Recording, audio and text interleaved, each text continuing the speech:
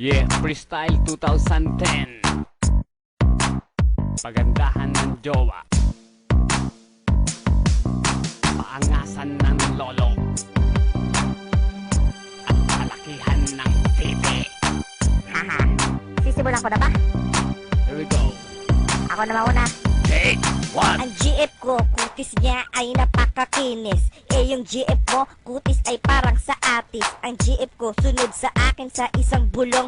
Ang GF mo, mahaba ang buhok niya sa ilong. Kung tingin mo sa GF mo ay napakaganda, napakalaki naman ng kanyang panga. Tapos sasabihin mo na ang GF mo may cute face. Bakit ang Sunrocks ginagawa niyang Kung toothpaste? ang GF ko, Sunrocks ang ginagamit pang sitilyo. Yung GF mo naman mukha ay parang ginanchilyo. Kaya wag ka na sa akin magmayabang, kasi ang GF mo pare ay napakatabang.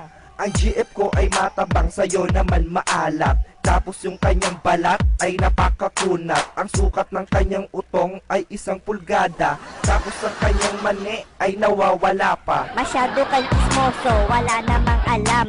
Maninga ng jowa mo palaging nilalanggam. Kaya wag mo siyang ipagmamalaki, kasi ang jowa mo nagkamukha lang sa retoke. Alam mo ba, sa GF ko lahat namamangha. Ang bebot mo nahahawig sa palaka. Sabihin na natin na wala siyang mukha. Meron kaya mukha yun? Oo, meron niyang mukha. Meron nga. Oo, puro lang mukha. Take 2. Pagalingan ng lolo.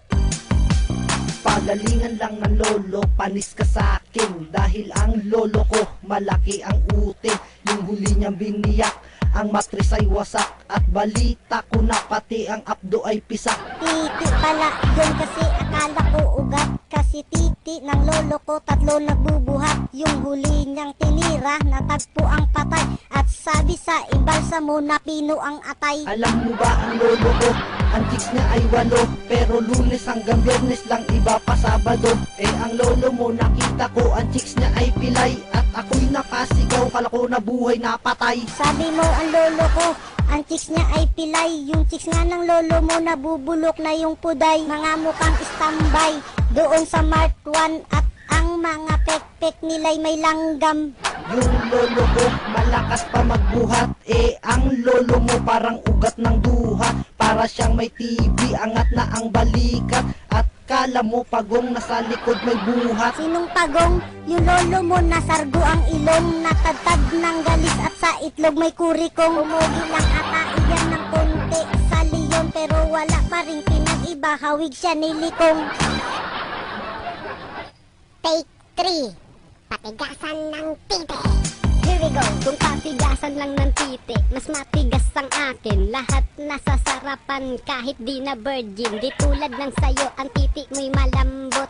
Malambot, malambot, pati ang betlog. Paano mo naman nasabi na ang titi ko'y malambot? Baka kapag nakita mo to, ang puwet mo ay matakot. Ang titi ko'y tigasin, laging nakatayo. At tuwid na tuwid, di gaya ng sayo liko. At tuwid na tuwid daw ang titi ni Ungas. Kanina lang merong nagsabing titi mo'y pingas. Nakakatawa at wala pa yan sa hulma. Tumitigas lang iyan dahil sa Viagra. Viagra, kailan may hindi ko yan kailangan, dahil ang titi ko mas matigas pa kay Hokogan. At di ito pingas, kaya wag kang magmagaling. Ang titi mo mabaho tulad ng kay Marduling. Oo nga, si Marduling ay talagang napakabaho, pero di naman ganun kabaho ang aking buto. Ito ay patigasan, sa'yo parang Hokogan. Sa akin ang tigas naman ay parang kay Betlogan. Kay Betlogan, tumitigas sa kanya betlog lamang. So tumitigas pala sa'yo betlog laang. Paano mananalo kung ganyan lang yung titi? Matigas nga pero takot sa mani.